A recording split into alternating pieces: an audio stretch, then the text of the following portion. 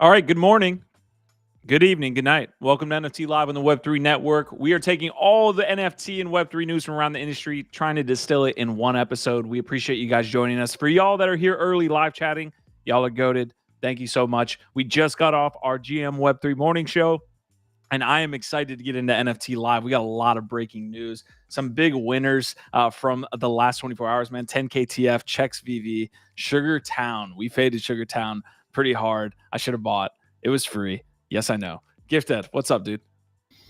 I think you just covered it all. I think that was it. So we shut down the show? We're done, right? We did it. Yeah, we didn't really cover the OPEPN.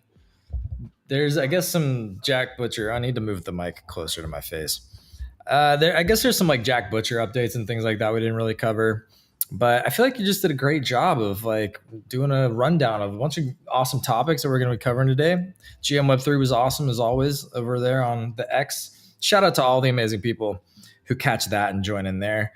And yeah, to the people in the chat already showing up. Yeah, big love. Happy to be here on another Monday with you, Sir Q, Bubblegum Cowboy. You want to hit him with the financial advice right off the bat? Like, we could be professionals today and just hit it right away. It feels so good just being professional. Look, you already know what it is, but we're going to say it again all the time. For your safety and for ours, it's important to remind everybody that this is not financial advice. Nothing that we talk about on any of our shows ever is. We're not financial advisors. All the information is public domain, found publicly on the internet. All the opinions expressed on these shows are solely of the Web3 team, and do your own research. That's it. All right, Prodigy. That was actually really good too, man. We are off to a fantastic start today. Prodigy, Easy, and Crypto, our vibe, our tribe. Prodigy also saying, had to get on and teach Q how to play. About to be a god in RecLeague. Catch me live on your mom's favorite RecLeague streamer coming soon. Okay, great. Yeah, awesome. I love that. He's a pro too. Apparently, we're all on point today. I have to say, maybe the biggest news from GM Web3 this morning to call out is that Mo Runda is playing Rocket League. It's true. I already liked Mo. I already liked Mo. Look, I already appreciate Mo for everything that she is, a talented artist, a phenomenal human being. But if she's playing Rocket League, I don't know. That's something else. That's top notch. Mwah. I need more. I need to know more womankind in my life that play Rocket League. That's all I'm saying. There's so few out there. There's not a lot. There's not a lot. All right, I am just going to share out the episode, guys. We just went live about 5 minutes ago, a little bit less actually, so we're kind of on time here today. But I definitely want to share out the episode, get as many folks live here as possible. So everybody that's been watching afterwards or has been doing the rehash videos as well and has like taken in those 10-minute videos that we've been doing, they seem to be garnering some interest. So we're really excited about the growth in the network. We got a lot of new subs over the weekend. So yeah, if you guys are watching this stuff, we appreciate you guys. Usually we're also having other co-hosts up here as well. We're trying to proliferate and get more thought leaders onto these shows. So definitely big shout out there. All right. Gonna get to Mark Cuban here. I feel like that's like the biggest news of the week. I think we can start the week talking about how he got wrecked again. I don't know how we're back into this combo, but do you remember the Crypto Boy song? Do you remember Crypto Boy? Gifted. Crypto. Oh, you're talking Boy. to me? Yeah, I'm talking to you. Oh, yeah. You remember the viral song? Well, again, she was that girl right when that went live. She performed it live at VCon 1, and I was there to see it. So, yes. Okay, so you do remember it. Yes. Yes.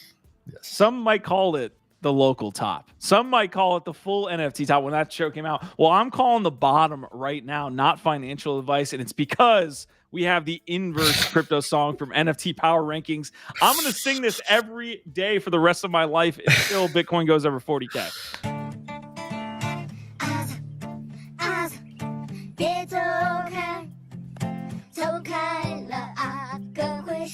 Where's my lighter?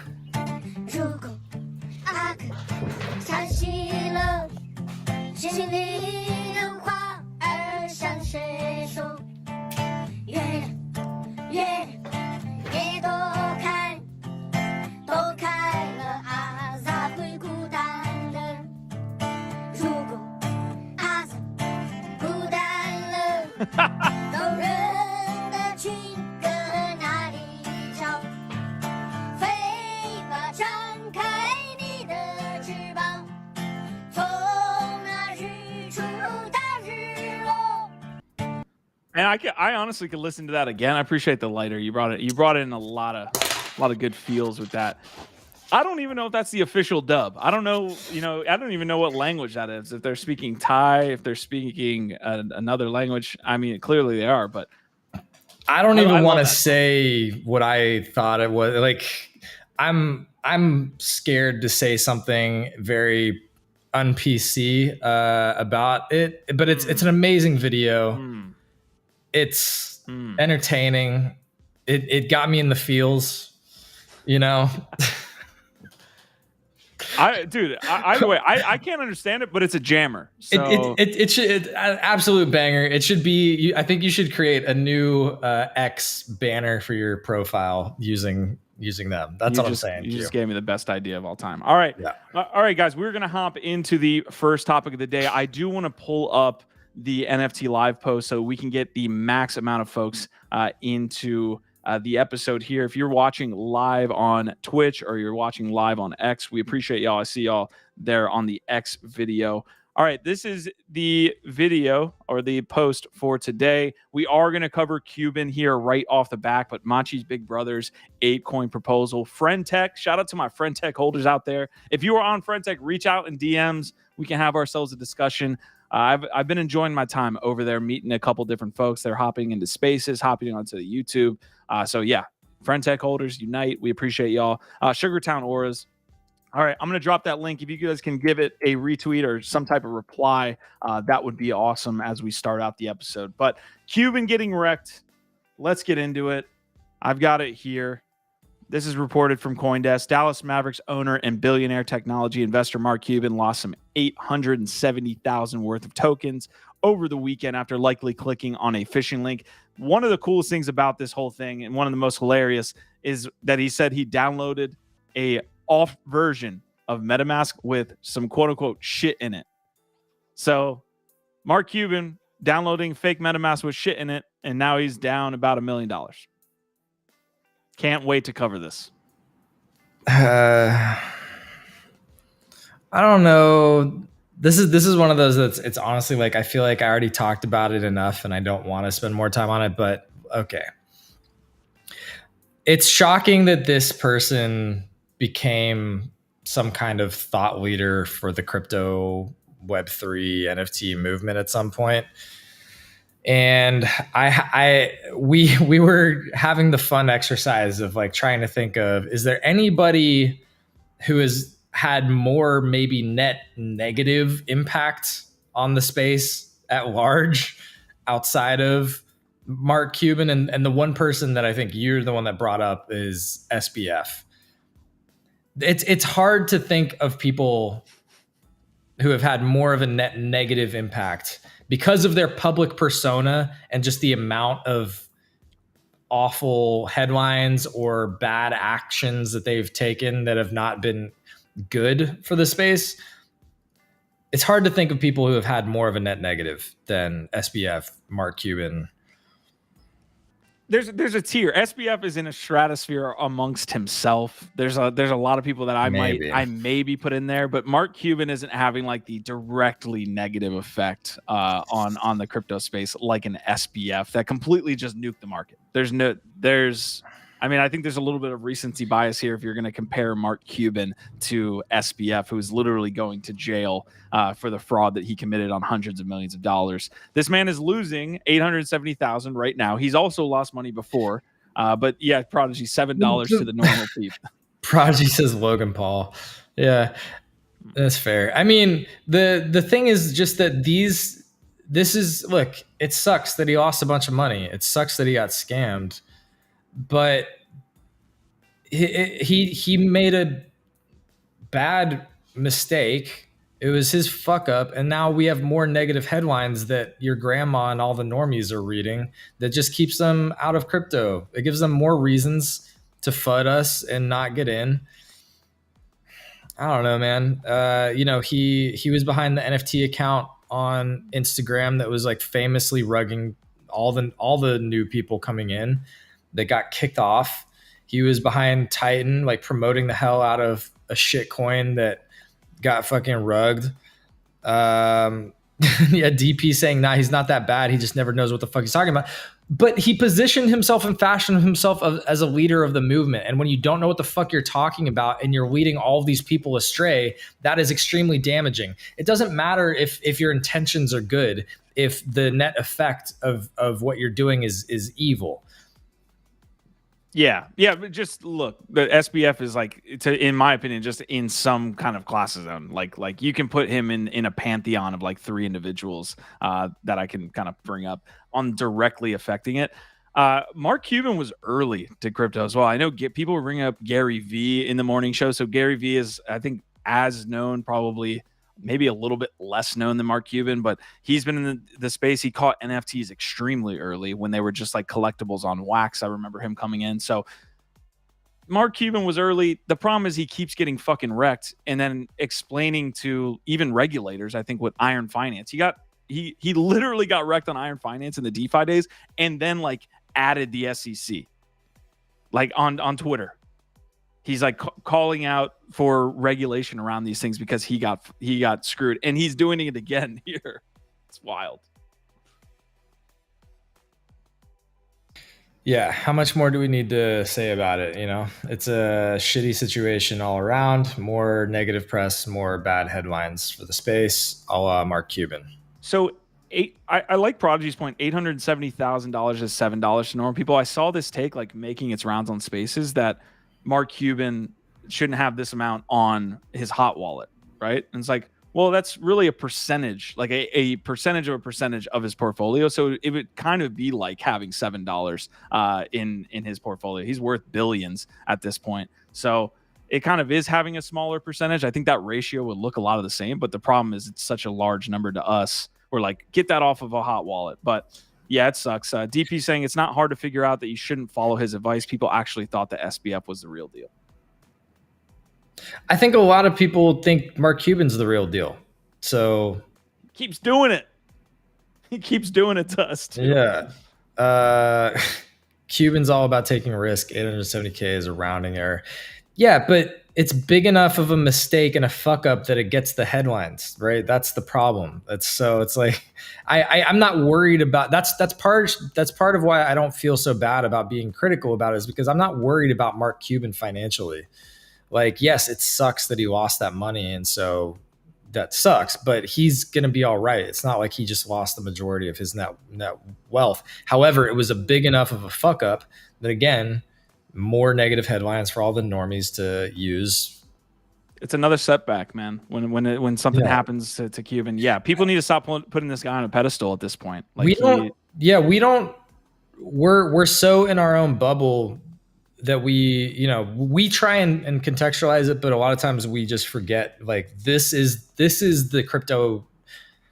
This is what crypto is outside of the space. Is this headline about Mark Cuban now is what crypto is for until the next headline, right? Mark is a victim of thinking he's smarter than he actually is. He's one of those people that watches 3 YouTube vids and thinks he's an expert all of a sudden. Yeah, there's a lot of those people out there. So, all right, we're going to move on. There's not that much, I think, to Gift's point that he's making here. It's like there's some indirect effects here with Cuban. Like, it's not moving the market. I think the market is literally up on the day. It's not like some type of FTX gets found out, he's going to jail, we're nuking 20% in a day. But the indirect effects of all of this stuff is the grandmothers or aunts tweet or messaging me saying, hey, make sure your crypto's okay. I saw this story about Mark Cuban. So the bear market just got 2 months longer. There you go. That's a really direct effect there. All right. It doesn't matter if it's a bear market. Aavegotchi keeps shipping. This announcement, we don't have much information on. It's definitely an announcement of an announcement, but something big is launching tomorrow on Aavegotchi. It looks like there's an arcade there. So we had to do our best here to highlight the Gotchi gang. We're not rocking the sweater here today, but we have before. And I thought those guys are awesome. I'm still wearing pink. Yeah, I looked at my Aavegotchi sweater and almost wore it today. Maybe tomorrow. Maybe tomorrow's the day. If there's a big announcement, maybe we should both be rocking our I'm not ugly doubling out. Gotchi. No, come on. No, Come on, no way. Q. I'm not doing it. Come on, Q. All right, next quick piece of news. We were covering Sugartown Oras while they were launching. Zynga, that studio that's had multiple different mobile apps go, viral and be extremely successful. That's their entrance into the space. Well, Zynga is doing extremely well on the day, or the Sugartown Oras collection up 20% on the day here. I think I had something. Yeah, stats is saying the Zynga free mint rose from 0.1 ETH trades on Thursday to 0.4 this morning. So I thought you had a great take on this. It's like, here's the dub, right? Like, here's a win that is much needed in this space where everyone's just eviscerating NFTs at this point, saying they can never work. These free mints, claims, nothing can work. Well, you see a W here. It's a big win. Yeah, I did kind of fade it just because the art wasn't my style. So I didn't take the time, and I should have. But I'm always capable of admitting when I'm wrong and course correcting. And I did say, even when they sort of launched, that just the artwork in the videos was starting to change my mind on it, because it looked a little bit cooler and more interesting. But regardless, again, of whether I like the art or I think that what they're doing, like, we don't know enough about the game yet or how it's going to actually work to really judge that. But regardless of what I think, like, this is a W. This is a clear W in the NFT space right now, when there's so little, other than some of the games maybe like that we've been covering. There's so little to celebrate, and so this is actually a massive win for those that got in on this allow list, and that's awesome. We celebrate those no matter what. Discord Junkie GMT, sir. Good to see you, Savage. Prodigy, DP, Justin Casey. Thank you guys for being early here and active. We're 17 minutes in. We're going to go about, I would say 45 minutes, maybe an hour longer. So we appreciate you guys stopping by here today and talking NFTs with us. Moving on to the next stat. It has to do with NFTs. Not the best piece of news. We're going to take a look quickly at the market pricing on a couple different collections. But Stats is saying here, the brutal decline in NFT volume continues. Yesterday, ETH NFTs did just 3,200 of total ETH volume. This is 30% less volume than the prior year to date low. Blur had its lowest volume day since November. OpenSea did just 1,000 of volume, 1,000 ETH of volume, which is less than the average daily fees they made in January 2022. So that's not the greatest look at the industry. I think FriendTech's definitely taking a little bit of liquidity away, but at the end of the day, you're thinking total value locked on the platforms, 35 million, 36 million right now. It's not the euphoric type of volume that we saw in 2021 and 22 to at least some extent. So I would say FriendTech's a small piece of this. It's taking a little bit of liquidity in trades. Overall, it's just more of the same. Like, what's going to take us to that next piece? It's going to take, I think, little small wins like Sugartown. Like, I know that's a ridiculous take in some extent, saying Sugartown's going to change the narrative, but the more wins we have, the better to try to get this on the right track. Yeah, well, it does seem like gaming is one of the places where we're seeing some positive momentum. WreckLeague, Parallel, now Zynga, Sugartown. There's also this headline that we didn't get to on GMWeb3 about the PUBG creator Crafton unveiled a new NFT game with AI creation tools called Overdare. So I'll just show that real quick. So yeah, there's not a lot going on in NFTs. It's down bad. We could also go into the study from Dap Gamble. Oh, we have a trailer here. Hold up. Q. Trailer maxis. Let's fucking roll it. What are we waiting on? It is here. All right. Let's see if I can get the sound here. You had it. Sound was there. Just unmute it. Life's hard on you, but you can choose to be happy now. Something's changed. I don't feel like I've seen the sun since the day I turned 21. I picked myself back up and suddenly it's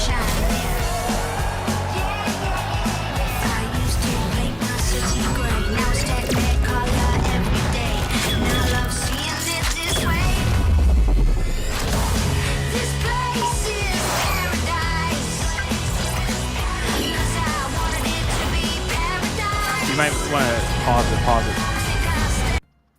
We probably played too much of that without pausing it. All right. If you want to play the last bit of that, otherwise, like we can. Yeah, I mean that is definitely like playing full into the metaverse narrative.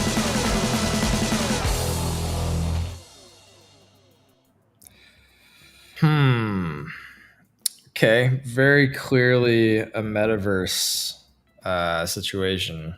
But yeah, I mean, coming from PUBG is a very successful game, so they know how to launch, and maintain live service video games.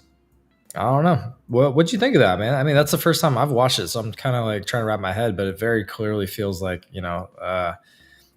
like a Roblox, Fortnite, open world video game that maybe, might have the sort of Web3 components built into it.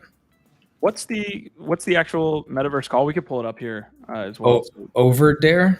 Look, I'm not as much as you guys like to think we are just like basing all of our financial decisions on trailers.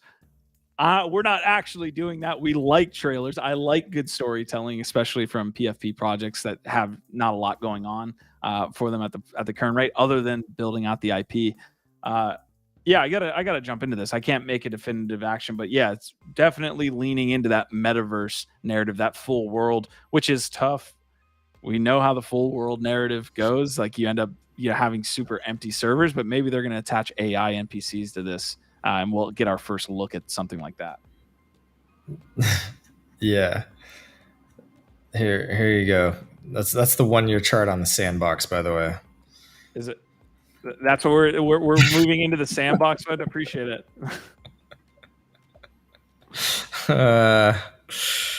Yeah. Anyway, there's your quick sandbox FUD for the day. I appreciate that alpha there. Thank you. I should have shorted it. South Korean game studio Krafton, maker of the popular battle royale shooter PUBG, announced Thursday that its upcoming NFT-driven metaverse game will be called Overdare and offered a first look. Yeah. Discord junkie saying that's a Tencent app. Puke. They're everywhere. I don't know. Is Krafton this is Asian owned by Tencent? I didn't know PUBG was built by Asian devs. Interesting. Overdare appears to be a Roblox-like mobile game platform built with Epic Games on Unreal Engine 5. Cool. We'll see, man. It's tough to have the metaverse conversation, especially the open world stuff. It feels dead on arrival in a lot of cases, but it could be different. Especially the amount of people on mobile apps there in China and in Asia in general. So. Yeah, they have like whole esports leagues on mobile games. It's wild. I don't think we've seen that really in the West yet. I don't think I've seen any mobile game tournaments really. We're always laggards for sure in that case. All right, I'm gonna get back to a piece of quick news here that we've been covering. I wanted to get this to y'all. Also, Crypto Dick Butts, I was bringing this up on GMWeb3. They did the sell to the community about a month ago. I need to jump in and check on what Dick Butts is doing. But NounsDAO is one we've been covering.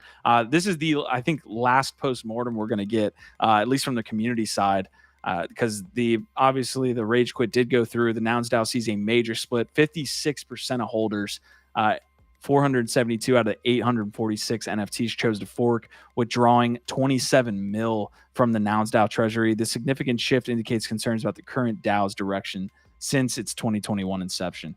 We had a long combo about DAOs. We actually had they're not like essentially like on the ApeCoin special accounts or anything like that, but let me make sure I get the individual's name right. Hop into the GMWeb3 morning show and kind of lay out his experience in the ApeCoin DAO, which I think is, related to this. Yeah, SSP. Shout out SSP for hopping in over on GMWeb3 and sharing some awesome experience and insight with us over there. It's always great when we have cool people pop in and talk about what they know.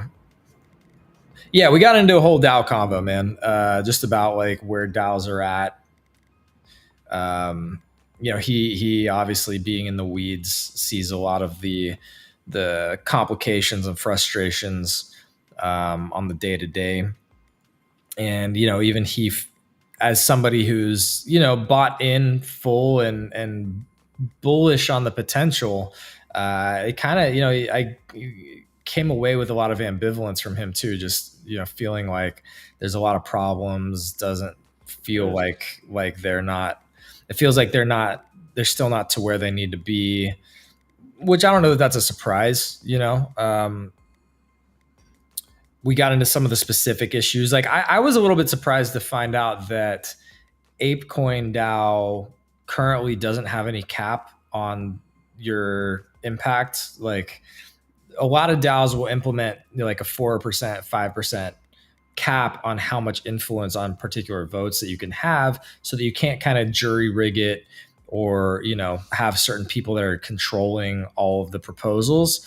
But apparently you don't have that with ApeCoin still. So he called it a plutocracy. He basically said like, look, there's kind of like 5 main accounts that really have the power to run the whole thing right now.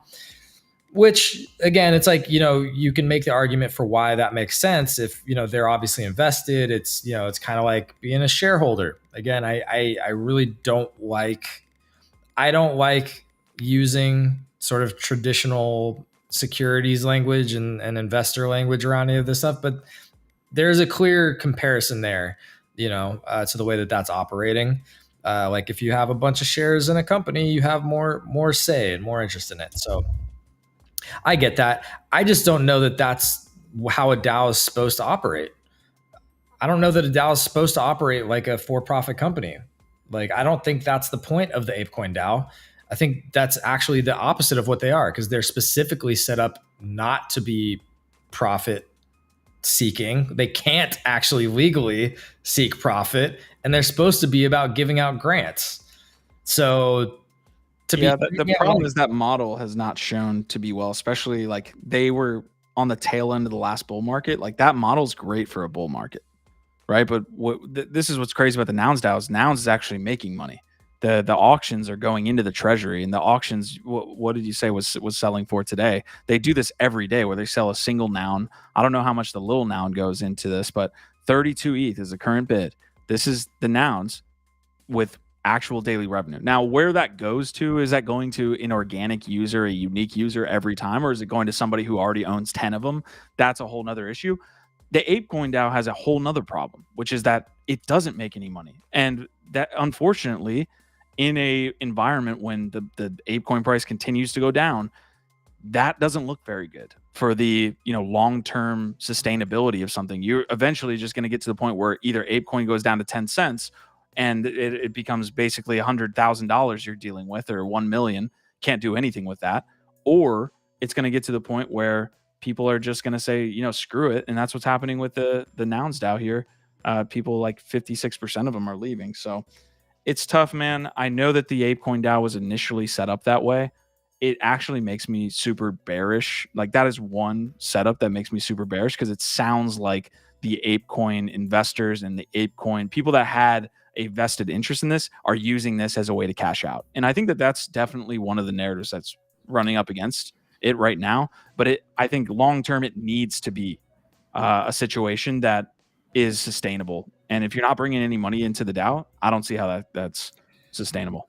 Yeah, sustainability is a big question mark. There's a Nouns trailer. I'm going to play a little bit of it. Wake up. Hey, what's going on? This is... What is what? Let me show you. Oh. Hang on tight. Oh, that's fun, right? It was fun in a busy way. Wait, what was that? Nouns, Make sure you nouns, pause it. ideas, nounish, stir. Nounish stirf. Yeah. I don't even know what that I still don't know what a noun is, but all right. They're going is. to tell us. Famous frog? What is his name? How am I Nounish. Okay, now this is a noun. Oh, well, they're so fun and friendly. Did Your NFTs. And we've got bunches. you say NFTs? Yes. Oh, I like those glasses. I know. Can I have a pair? Oh, yeah. Nice. Look great on you. And a noun is born every day. All right. This is actually pretty high quality trailer action right here. Forever. Right here. NFTs can be born? Yeah. I didn't... 60 How would they... Oh, slow your roll, buddy. By the power of... impressive vocal work. Thanks. Now, if you want one, you can bid on it. Sweet. Okay, here's the thing. Nouns have a PUBG. A porpoise. Nouns fund ideas. I like that. How would they? All right. I mean, we don't have to watch the whole thing, Yeah. but actually, that's pretty solid trailer there. Yeah. So here's the situation with ApeCoin, but more off this Nouns trailer that you just put up. At what point does funding these things that get awareness for Nouns, at what point does it not make sense to fund those things? Because and here's the other thing. Nouns is actually making money. So it actually makes more sense for something like Nouns to do this. If you're not making money and your whole thing is to distribute awareness, Proliferate the meme. proliferate whatever the DAO is creating, you eventually end up with no money. And so that's the thing, and that's the question of people leaving the NounsDAO because they're like, fuck no, I don't want to put $1 million into this like awareness proposal because it's not having any direct impact on me. And Nouns are down 50% from when I bought it.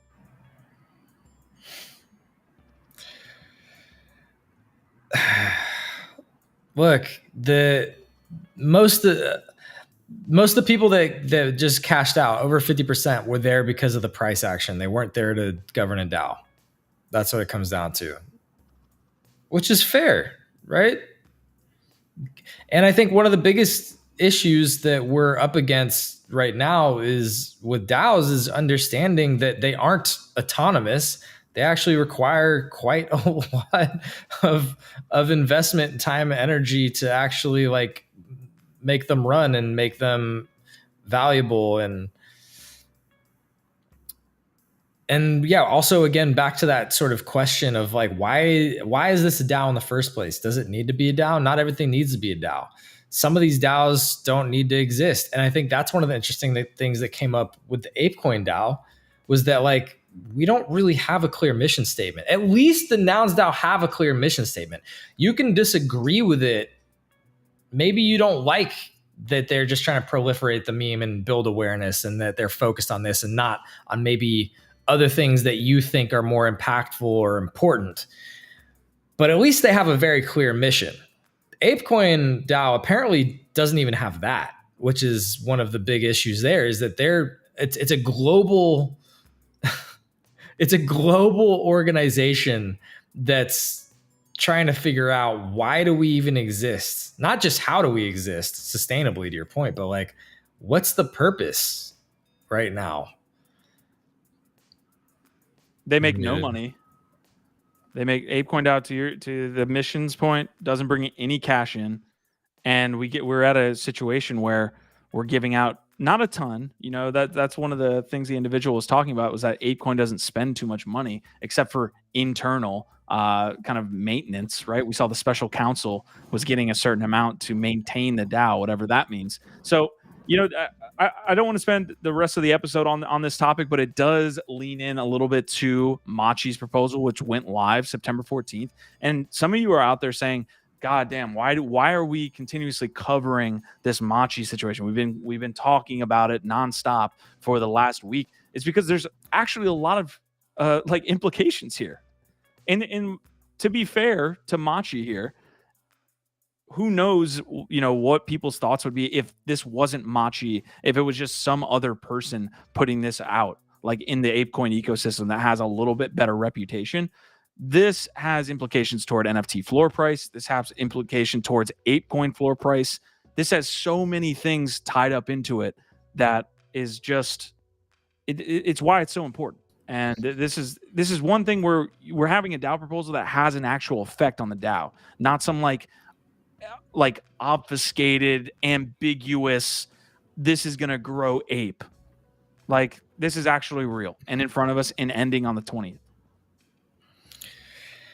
Yeah, and as we've talked about ad nauseum, also, you know, Yuga and the Bored Ape ecosystem is still the biggest, most influential NFT project, et cetera, out there that does have a lot of implications, to your point. So it's a fascinating situation. yeah, would this thing pass if Machi wasn't associated with it? Probably. Will it still pass with him associated? I think it probably will, but I don't know. Like, what do you think? What do you think comes out of this, Q? I'm actually in the very, very short term extremely bearish on whether it passes or doesn't, man. Because you're kind of caught between a rock and a hard place. If this doesn't pass, I could see a scenario where people are flooring mutants and apes. Like Machi's gonna like go on a rampage because he didn't get this pass, so he's gonna exit the BAYC ecosystem, and all these are gonna be dumped and all this stuff. And if it does pass, then what is the implication towards ApeCoin price and what that means? I know there's some like mechanics within the proposal that locks up ApeCoin, but still, like, it's tough. But maybe, maybe talking about it out loud, like I can't have my cake and eat it too, right? So I'm leaning more towards hoping this passes because at least it's a example of something we can do with ApeCoin that's not spreading awareness and maintaining the DAO. Like Well, this that is is an actual part of proposal. it. It is actually partially spreading awareness and Yeah, getting. but you're buying fucking apes with ApeCoin from the treasury. Like that's the key piece that's different here. It's not me and you going out and saying, "Hey, ApeCoin, we're going to create some cool trailer," and you take that with what you will. This is taking treasury funds, buying up apes and mutants and all that stuff, and seeing where that goes and what that means. So, it'll spread awareness. I guess you have the museum piece, but. Marty coming in super spicy and hot today. Nick Swerve is saying Muck Fachi. I think I know what you're trying to say there. Marty saying, to be fair, normies aren't really paying attention anyways. I loved this comment, Marty, saying if 870K is a rounding error, then $150 for a ledger is a fart puff. That's fair. Also saying, is Blur still killing NFTs, or is it obvious now they weren't the problem? Sure. Yeah, Blur is definitely making it out of the news. I think they're dealing with their own internal kind of community situation. I feel like the community that's there now that they've been able to acquire is kind of upset with Pac-Man for not communicating what's next. So, all right, Interesting. let's see. Look, the ride had to come to an end at some point, right? I mean, how long? The whole question is like, how long could they keep the whole airdrop token farming narrative and keep basically the whole space, the attention of the whole space on that thing, that game that they'd sort of spun up, that meta game, and at some point, that became unsustainable. So now what do they do? That's QV's mentioning, what if we could trade FriendTech on Blur and remove the royalties? Okay, the royalties are the Ponzi though. It's what's making everybody kind of money and kind of attracting people there. So kind of similar to how NFTs were in a way. But imagine how crazy NFTs would have gone if you split 50% of the like royalty fee with the NFT collector. Like that's kind of the mechanic that it's set up right now. Yeah. So imagine that. Oh yeah, we really haven't touched on the FriendTech thing here. Yeah, we are. We'll do so in just a moment. More trailers? Yeah, trailer maxi here. This is from I guess presented by NFT Now. But it's about CryptoPunks, so I think it's worthy of playing. So we're gonna trailer maxi it out. See you on the other side. That set of 9 CryptoPunk NFTs sold for $17 million, which was roughly double what people had expected, right? The NFT community went wild, saying that price was too low. One of those was a rare alien. Jay-Z's Twitter handle right now is a CryptoPunk. If you talk about like society, brand, culture, what matters. They have 1 year of rent paid or a CryptoPunk. Probably the CryptoPunk. So how do you sort of separate the wheat from the chaff in terms of NFTs value or just craze?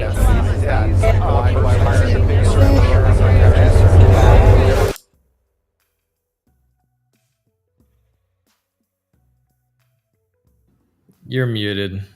I'm also intrigued. I like that. I like any media that is going to proliferate CryptoPunks, and I think NFT now is going to show them not in some like this is a scam type narrative and vibe. So I'm excited. Yeah, I don't think they're going to do that at all. That would not look good for NFT now. No, that's what I literally said. to be presenting like the original PFP as a scam. That would be rough. But a lot of documentaries will do and will consistently do that aren't related to the NFT space. So maybe you're right. No, if they can Q's had enough of me already. The week's just started. No, you're right, Q. You're right. Absolutely. If they can tell the CryptoPunk story and do it justice, like I'm all for it. I'm with you. he's all right. We have a zombie punk sale here. I believe. Let me share the right tab. I was sharing the audio there. All right, Punk Zombie sale, first one in 2 months. Pretty fair deal. We have this one valued at 450 ETH. Sold for 420. We have zombies worth between 420 and 670.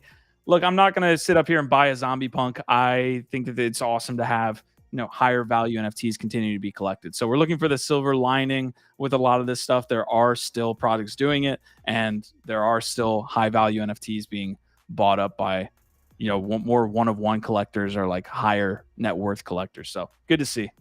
Hopefully it's real. I think it's interesting to see there's multiple big Nakamigo sales on there.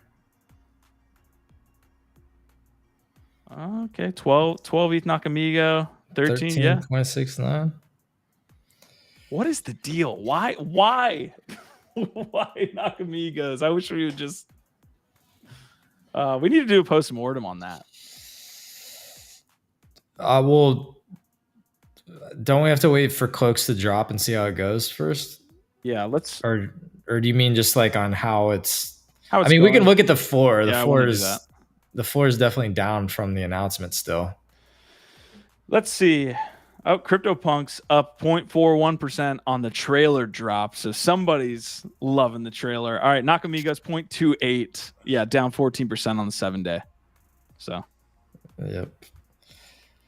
Yep. Marty's asking how many trailers came out in the last 72 hours. Jeez. Not enough. Never enough. Yeah, we're gonna make it to FriendTech here in just a moment, guys. While we're still here in Blur, I think we did cover Sugartown earlier, so they are leading the day. Windsor Yawa now is like at 7.5, so still up massively from where people were able to mint it. Marty, let me know what you guys minted that at. I think it was like 2 point something. 10KTF G tags are up 100% on the 7-day, up 50% just the last 24 hours. So those are probably the biggest winners. Biggest losers, parallel avatars. What else did I say? Crypto dick butts. I keep mentioning them. That's the last time I do it. What's your DCA for the avatars? Yeah, that's a really good question. It's sitting around that right now. I think it's like 0.24 literally. So I'm actually down on parallel avatars, but they went up to like 0.35. So if I wanted to be a high frequency NFT trader, as they say, I could have made it back. Speaking of parallel, high stakes tournament coming soon. Admit 1 from parallel. I wonder what they'll do here. If they'll make it like some type of, they've been really good at pulling the levers, right? So I could see them saying like, oh, parallel avatar holders are the only ones that could join the high stakes tournament. More likely they're going to leave it open to everybody, but I think that would be a cool little lever to pull. But yeah, high stakes tournament prime. Says the avatar holder over here. Yeah, appreciate that. Hard out here. No, it would be interesting to see them do that. Or maybe to your point, there's different tiers of tournaments, even doing it that way, that you just make their publicly accessible tournaments and then have ones for avatars only that have their own purses. Yeah, I want to get an avatar. I don't have any yet. I've slowed down playing as much parallel though because of my frustrations. I need to get back in and try and figure it out again with Shroud, or again just give in and start working up another faction. Can wait. Well, the patch is probably coming here in like the next 2 weeks too. Maybe they. Who knows what the guys do at this point with the patches? Like, it's all over the place. So you talked with the guy. Just a really quick anecdote. You talked to the guy who was like top 100 Shroud player, or like in the top 100 that played Shroud deck. What did he say? Like, did he gave me a bunch of tips, but a lot of the stuff that he said in terms of like play style, I was already doing. He gave me some tips on cards that I'm still trying to like play through, but some of the initial tips that he gave me didn't really help, honestly. And again, like some of it was stuff I was already doing, but it just wasn't mattering.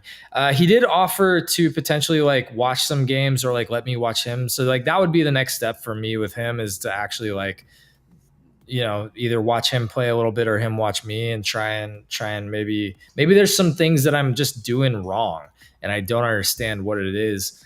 And that's possible. You know, it's definitely possible. Like, I'm not the most experienced player, but I did get pretty heavy into it for about a week.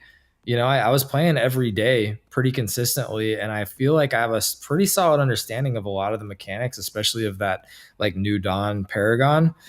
So I don't know, man. Maybe it's something I'm doing wrong. Maybe there's just something that I don't really understand. Clearly there's something I don't get, but I do think that part of it is that there's just not a lot of good counters right now to being like spammed with offensive cards early.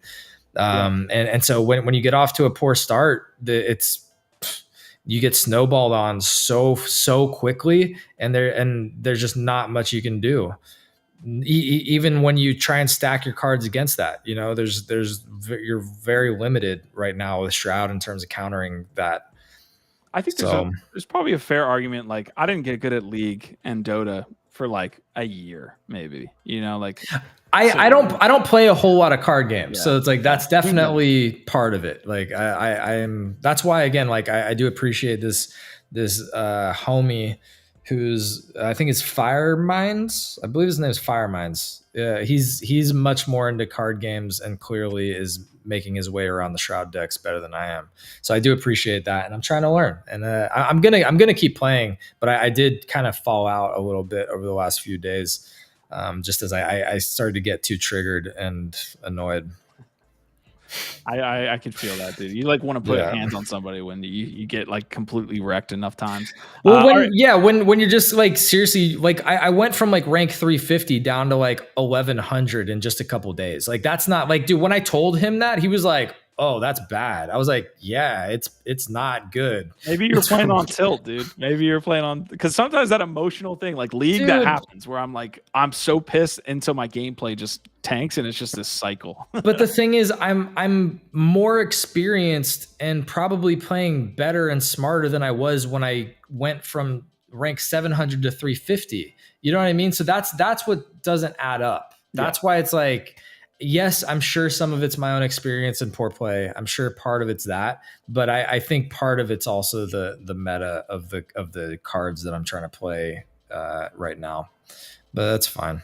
All right, we got a request, so we are going to show off a little bit of hopefully WreckLeague play. Not that I'm going to play it, I just want to pull up the trailer, because WreckLeague, starting off the Yuga show, is good. Like, WreckLeague is actually a good game. It's a little bit different than I thought it was. Like, I hopped in the first time, could not understand by any means what the heck was going on, because I thought it was more of a free flow type of like Tekken or Mortal Kombat type game, because you have that fighter component, but it's definitely more like, it has chess components to it. Like, it's a slower fighter game that has chess components to it. It's not this like fast twitch reactionary things, other than maybe blocking you can talk about. Let me see if I can put it up. Gif, you said that you also didn't play WreckLeague yet, but you have. I haven't yet. I have a box. I'm honestly, that's another one that I'm annoyed at the way that they did that all on Ethereum, because like, honestly, like I don't want to spend like $50 to $100 right now just to build a mech and just to play the game. Like, honestly, it's kind of shit, but I'm gonna do it. I'm gonna figure it out. So I haven't even revealed my mech yet. That's where I'm at. Okay, so people did actually do well on the Majestic boxes if you got an actual legendary card. So me and Prodigy were spamming the game. You can only play during a limited time window. It's not like, oh, it's only ranked leaderboard that you can play. It's like you cannot play the game outside of these hour to hour and a half windows. Actually, I sent that to Prodigy, so let me pull that up for y'all as well. You can only play it in a window, and the ranked leaderboard, I'm just spamming you with thoughts. The ranked leaderboard is kind of tough. Like GIF, I'm basically at the lowest of low, right? Like I probably have like 3 points total. The top guys have like 250, 300 points. Or I got ranked with Orenji. Like I got ranked with the top 3 player in the game. I've been watching that. They've been saying that they're trying to fix how the queue works, right? Because apparently there was no way to get queued up with people at your same skill level. It was just ranking you with whoever. And they are working on that. So I don't know if they've implemented a fix yet, but that's obviously a big challenge. If you're trying to get into it and you're not already playing at a high level, that would also be very triggering. Are you playing with a controller? I saw people playing with a controller. I think the controller might be better, but once I understood the fundamentals of the game, it actually made more sense. At first, I was like, oh my God, I cannot play because there's no keyboard. There's no WASD GIF. This is what's so weird about the game. It's no like WASD, like really quick twitch stuff. It's just the mouse. So let me go really quick here, folks. So I've got the actual time periods. They're Eastern time, 6 a.m. to 7:30. 2 p.m. to 3:30, and then 10 p.m. to 11:30. That's when people can hop into this game officially, okay? The gameplay, real quick, if I could show it off, you're essentially... Dude, I'm just getting wrecked on Restream today. Okay, so you're essentially... Like, if I had to show it, my scroll here moves the mech from left to right, and then my clicking of the actual abilities makes it happen. And then my left click is a shield. That's it. So as you see this guy, so you can see he probably clicked there. And then when you have a person down, this is an ultimate ability that's unblockable. The other thought process in this game for me is that it is a pay to win game. So you have to be cognizant of that. Like the legendary mechs are kicking your ass if you just want to try it like a $50 mech that you can find on OpenSea for like, again, $30 to $50 and join the game, which is what me and Prodigy did. So I'm not going to fly up the leaderboard until I get my Bored Ape Yacht Club legendary box, my founder's box, basically. So I can't even... When is that happening? I thought they were already doing those. No, that's the coda. Just the codas. I've never got the claim. So yeah, if y'all have any questions about it, drop it in chat. I don't want to like spend too much time here, but yeah, that's based on what I said. Gift, did you have any questions on the gameplay or anything like that? Nah, because it just seems like something I have to get in and start actually playing to really get it. I was curious about the controller piece, but if you say you don't really need that, then okay. I think you should. It solves. I would love to hear your experience with playing it. I think you potentially should, but it was again it just... I should be able to use my Xbox if I download it on my PC and try and play it over there. I should be able to use my Xbox controller, so I might be able to give that a shot. I'm curious though, like, what is the value of the leaderboards? Is it just like NFT rewards right now? Because they don't have a token. There's no RecLeague token. It's not like Parallel where you've got the Echelon Prime. It's directly NFTs. It's 100% directly NFTs. I think they will do RecLeague tournaments that have rewards for them. So there will probably be like Ape Coin rewards or other things. But yes, it's directly like if you're 1 to 3, you're getting like some epic item. If you're 4 through 50, you're getting something, and then so on and so forth. So that's cool, man. Yeah, I'm excited. I'm still excited to get into it. I'm frustrated by the Ethereum and stuff, but you shouldn't have a problem because you got a full box, right? Like you bought a box that has a mech, right? Mm-hmm. Well, I guess isn't that the Majestics? Isn't that how that works? There you go. Yeah, so you shouldn't have a problem with like the parts and the stuff. You just open the box and then download the game, and you should be fine. Yeah, guys, I'll stay here. Probably 30 more seconds. If you have any questions, drop them because I do want to provide some value there. Quantum variancing, is it easy enough to learn? I think so. It takes about 10 games till you understand the concepts, and then beyond that, you're just kind of limited by your mech, and then trying to figure out the game. So it's very much more a chess type game than quick twitch. Like you can jump every 5 seconds. It's very much a strategy game. So Prodigy's also dropping some really good info there when it comes to the game. Heck yeah. Shout out to this awesome chat over here and all the friends hopping in to contribute. Love to see it. Lots of good trailers today. Yeah, we're trailer heavy on a Monday. Love it.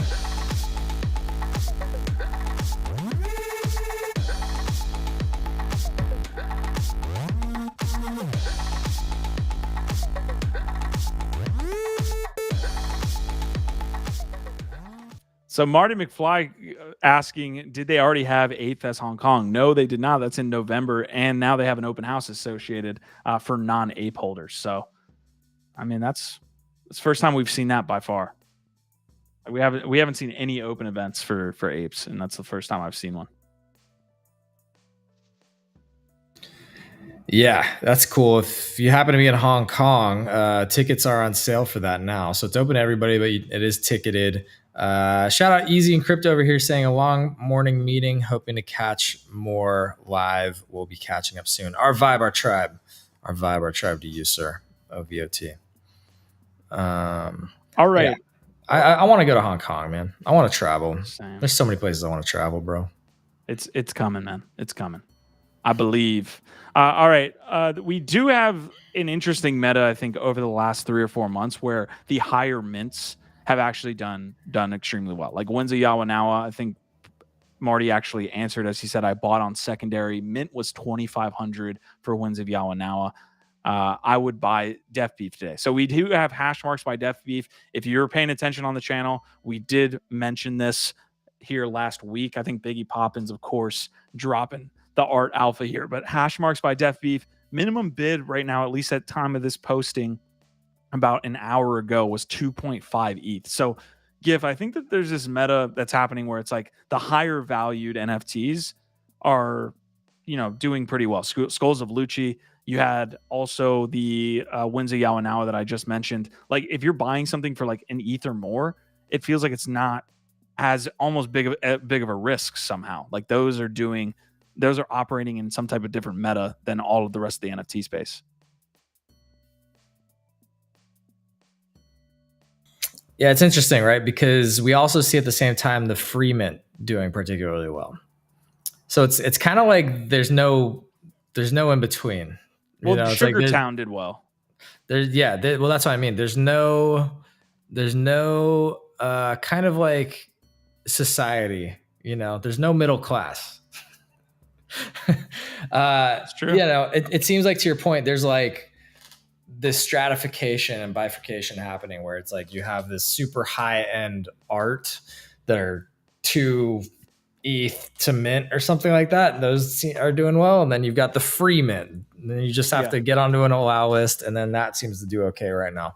But everything in between, like a ReckLeague for, what was that, 0.2 or 0.1, 0.15 or something? Those don't do as well. Most other things aren't doing well. The only thing you shouldn't do is do what Nakamigos did. So, not financial advice. Whatever Nakamigos did, of course, don't do it. But yeah, I gotta switch my PFP. Catch too much FUD. We'll be talking about Def Beef's hash mass here probably tomorrow once Biggie's on the channel. All right, I'm gonna wrap the show up here. Gif, I know if you have any topics, I definitely want to hit them, but we do have to talk about FriendTech, of course. That's the meta. I think. Do we have to? Oh yeah, I have. No. First of all, Nifty Q holders, appreciate y'all. Y'all are awesome. Y'all are great. If you're on FriendTech, hit me up. I'm super interested in this new app.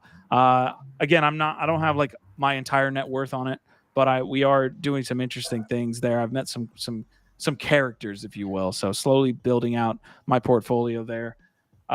This hit last week. So I guess we start off with Blau basically saying, "Hey, I got offboarded to FriendTech. I'm donating the 8 ETH that I probably made in fees, and I'm getting the hell out of Nam." And I mean that kind of sent a little bit of a shockwave. I don't think we saw any type of like negative sentiment where it like really shook the market. I think really the total value locked has increased, but the airdrop, I think, mechanic led to people trading less over the weekend. I think there was like some initial FUD on that airdrop not being enough. So questions in chat. I don't know if you guys are on FriendTech. I know a ton of people in our community aren't using it. It's definitely more of a DeFi heavy platform for sure. Like you see a lot of DeFi folks there, but if you're using it, questions, comments, let me know. Yeah, I got a bunch of invites for it. I know Q, you were dishing them out to Marty in the group chat this morning. Come on, Marty. Come on in where the water's warm. Yeah, total value locked up close to like 36 mil now. Last time we checked in on it just a couple of days ago, it was like it had just crossed 30 mil. So keeps going up. I liked that we were able to kind of clarify this morning on GM Web 3 the difference between total value locked and market cap, because I wasn't totally clear on that. Yeah. Market cap is just the number of coins times the price of the coin. Total value locked is the amount that's basically like staked times the price of the coin. And I guess it's not times the price of the coin. It's just the amount staked. Like you wouldn't. Yeah, it's the number of coins times the price of the coin. That's how you get coin. That the coin. So like ape coin, you could say like 100 million ape coin staked, like whatever that price is. But you don't get a total value locked without knowing the value of the ape coin at that point. There you go. Yeah, ape coin, not Ethereum. So Ethereum total value locked has nothing to do with Ethereum's token price. No, okay. but you have to multiply it by the price of something, which is the underlying coin. But either way, anyway, that was just it was just good to get a little bit more clarity, because we talk about TVL, market caps, and all these things all day. Not financial advisors, of course, but we are learning, trying to educate, trying to get better. I don't know, man. FriendTech is interesting. Again, the thing that I find most interesting right now is that it's spawning its own subculture and culture around specifically the what do you want? Like sort of the schedule, the revolution, the cycles of the airdrops, the weekly airdrop, right? People creating shows and starting to build around this cycle, like in anticipation of the Friday airdrop, there's going to be people hosting shows. And then afterwards, everybody's trying to understand what happened with this airdrop.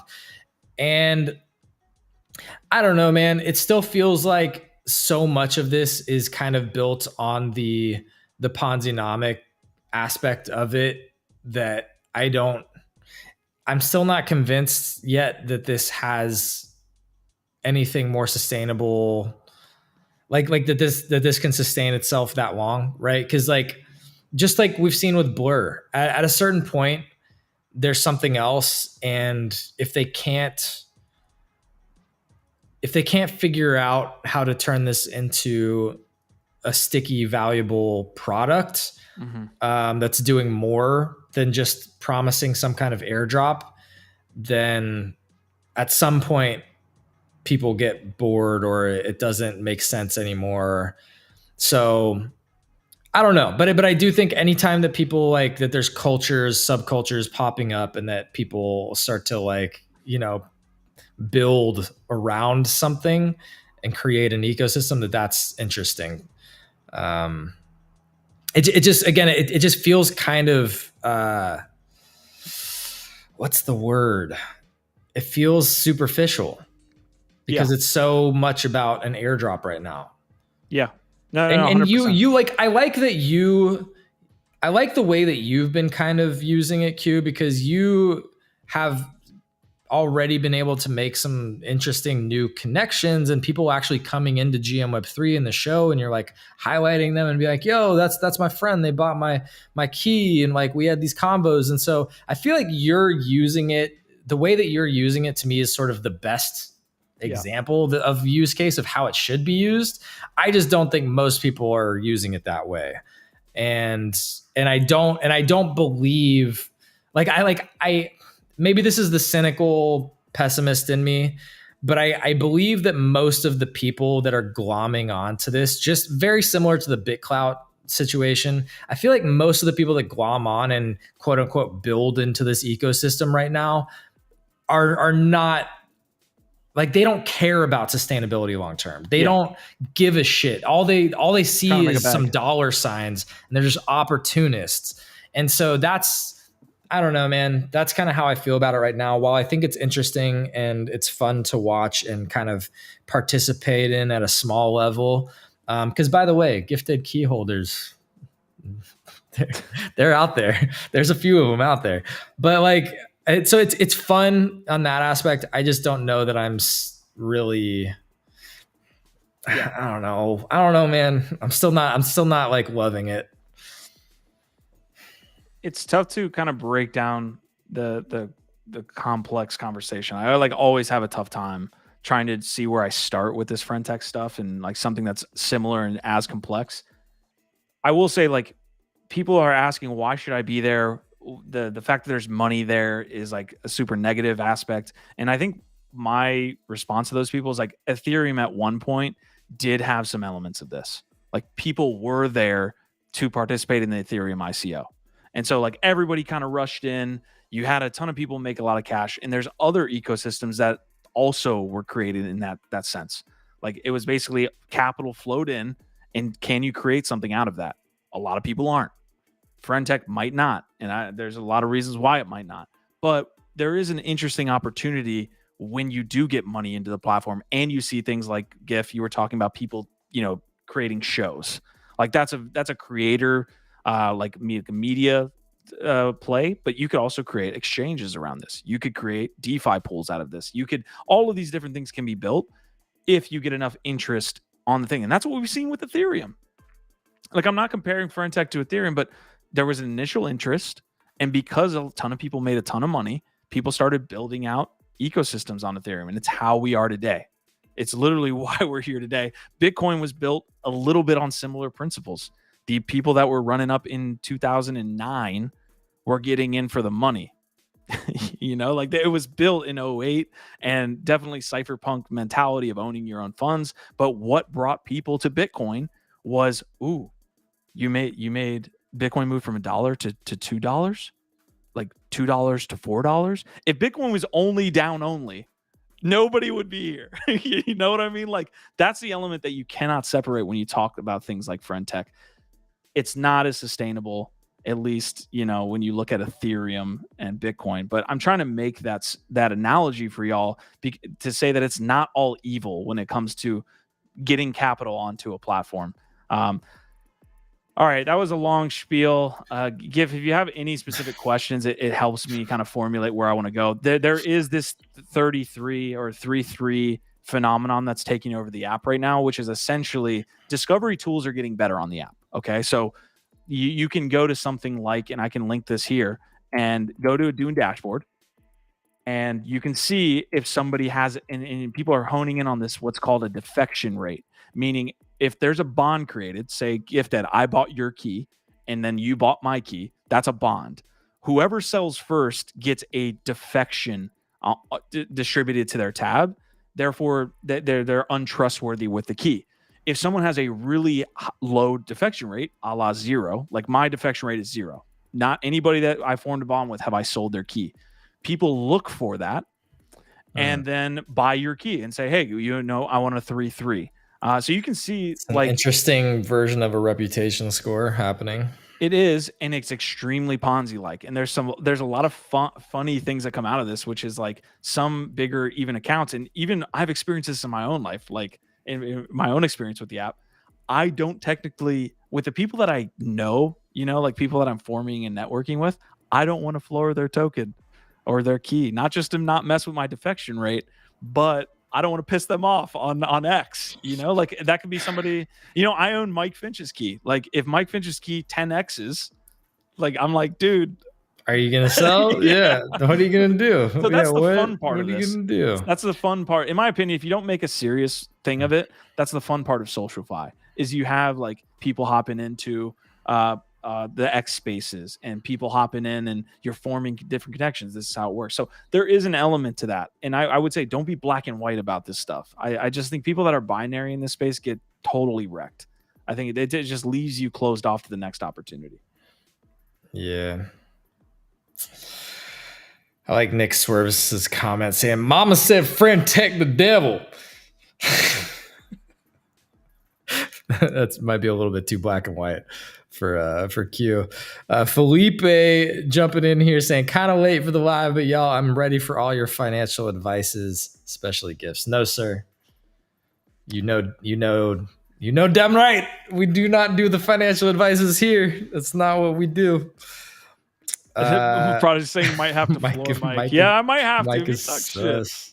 Here, Mike Gift. is This sus. Hero is echoing your statements, right? So thoughts on FriendTech Meta? Just buy who you want to build a connection with, or find value with their key. Continue using the app naturally. That's it. I like that you brought that up, because like guys like Mike and guys like myself, we're not just there to be like, hey, who am I 3-3ing? You know, like how they're 99% of the people on the app are doing that. Yeah. So I guess no questions. No questions from the group. I'm here for another second to kind of go through my experience on the app. My portfolio is up, but I think it is built on that Ponzi-like behavior of 3-3ing. Like that's the meta right now, is trying to figure out who's low on defection. And that is that's a kind of a house of cards, in my opinion, the 3-3. Yeah, well, because as soon as that can crumble so fast, man. The other meta that I see playing out is buying your own keys, and whether that's helpful, right? So I've earned 0.1 ETH in fees of just people trading, right? Just people buying, and some people have sold. Those fees I could then use to buy up my own token. Right. And then therefore, are you going to? I have done one buy off the fees that I've accumulated. So instead of saying, hey, I'm going to extract these fees that y'all are paying me to buy and sell my key, I'm going to actually support the price of my own key. And so that drives a little bit more interest into your key. And a lot of this is financialization. So I don't want to go too far in the weeds, but I'm just trying to give my experience to y'all. I'll throw in, appreciate it. Love to hear it. I'll throw in one other point just on the UI, UX, and where the app is at. I have not been able to communicate in my channel with my collectors for the last couple of days. Like it's just broken. Like I can't chat. Have you tried to reset it? No.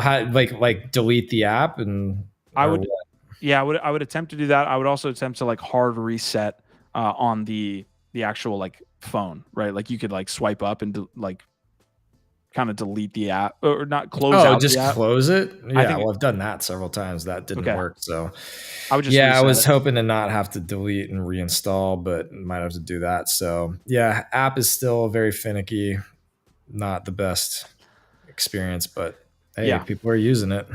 All right. It looks like not a lot of interest again from the FriendTech side on people asking questions, but you can see volume is going to probably pick back up from the over the weekend slump, because this is one day, 18. Wait, 197,000 users on FriendTech over the course of its app.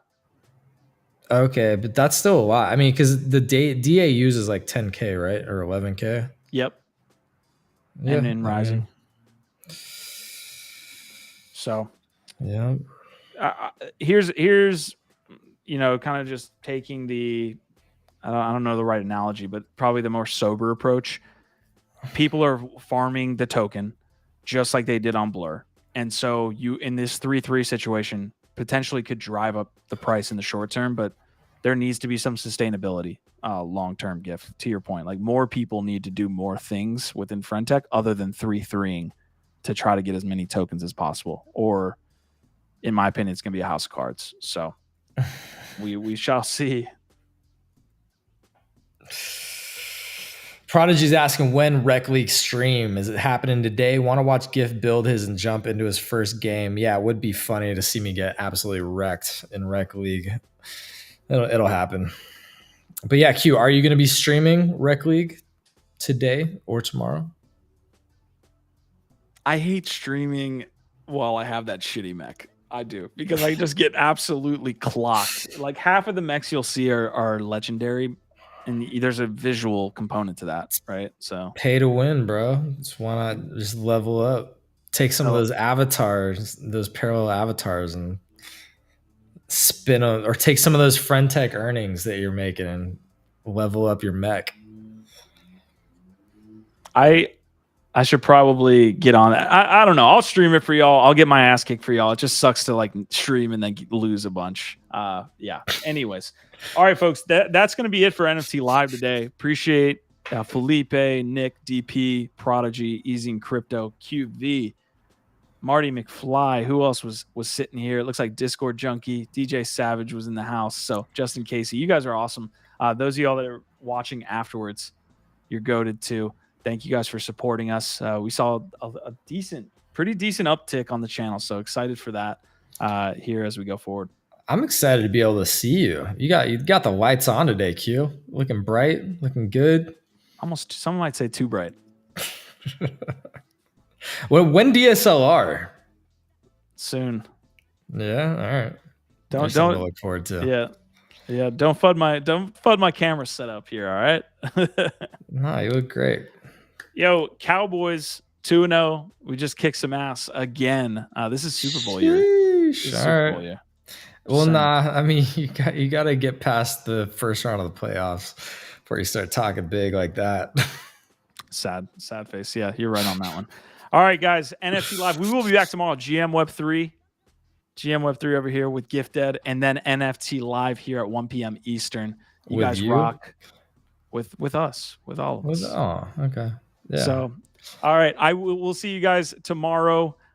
Maybe look out for a WreckLeague stream. I will do that for you guys. I guess I'll just subject myself to get my ass kicked. It's the only way I can learn, Q. I need you to go out there first, venture into the wilderness of WreckLeague, show me how it's done, come back with the insights and the wisdom. And a bunch of bruises. But okay, our vibe, our tribe. We'll see y'all tomorrow. We have the rehash, by the way, coming out later. If you missed any of the topics today, we do a 10-minute video covering all of it. So appreciate y'all. Our vibe, our tribe.